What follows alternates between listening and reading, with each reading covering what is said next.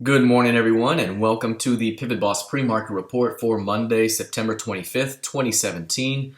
I'm Frank Ochoa, aka PivotBoss. Here's a look at the daily time frame of the ES. Right now, what you're seeing is something very significant but very minor right now. This 2504 here is the FOMC key level from September 20th.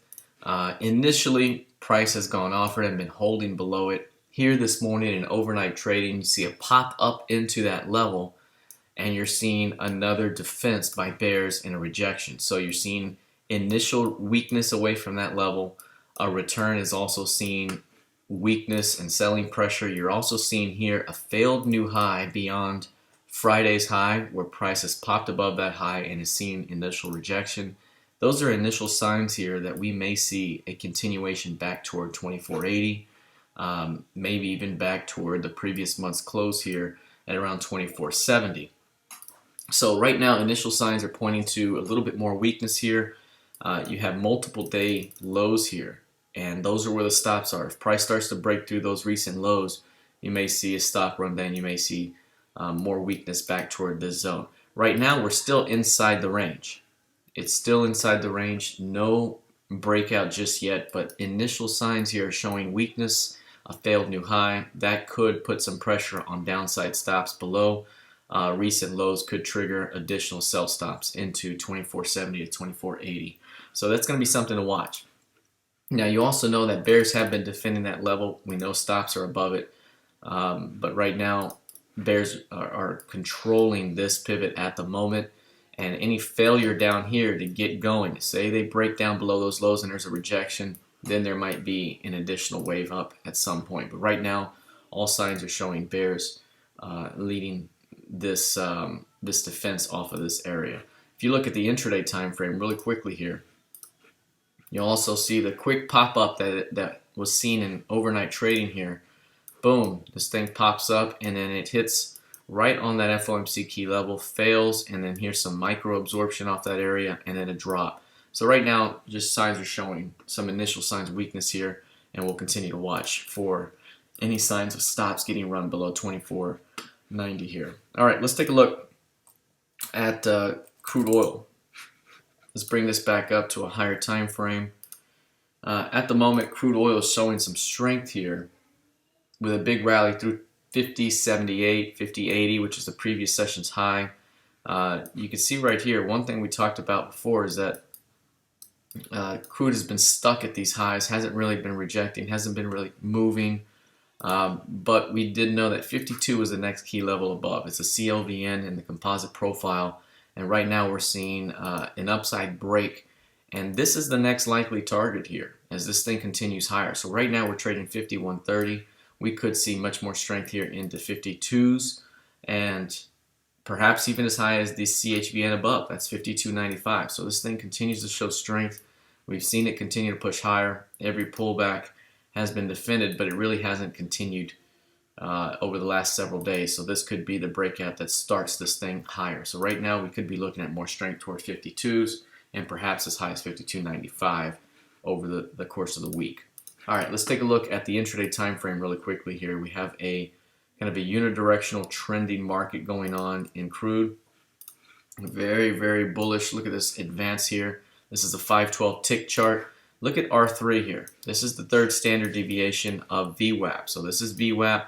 This is 3 standard deviations above VWAP, and it's curling up and providing support. This is indicative of a price discovery phase. That's very bullish, and you should look to continue to defend pullbacks, defend LVNs. So you can see these LVNs being left behind here and here and here. Every one of those becomes a buying opportunity until proven otherwise. So right now, a unidirectional trending market with bulls defending pullbacks as this thing continues to push higher. So that should likely be the case here until we see some sort of blow off top and a pullback. Maybe we form some sort of range up here after this continuation. So right now, still a price discovery phase, and bulls look to defend pullbacks along the way. Taking a look here at the NQ now. If you look at the higher time frame, the lower time frame looks very similar to the ES, and the higher time frame also showing initial signs here of a failed new high. And this is in the midst of a down move here. So you can see the recent week was down. Look right here, price pushed above the previous session's high price, Friday's high, and is showing initial signs of rejection. This is very similar to what we talked about in gold here recently. That's indicative of more weakness. We do have stops here below 5,900. That could trigger more weakness. And again, we could be looking at more of a pullback here given these signs. So far, bears have taken the FOMC key level offer from September 20th. And then now we are also below the July key level as well. We knew that could be the case. Every time we form one of these key levels recently, we've seen weakness below it and eventually push through it. And right now we're seeing that weakness come in.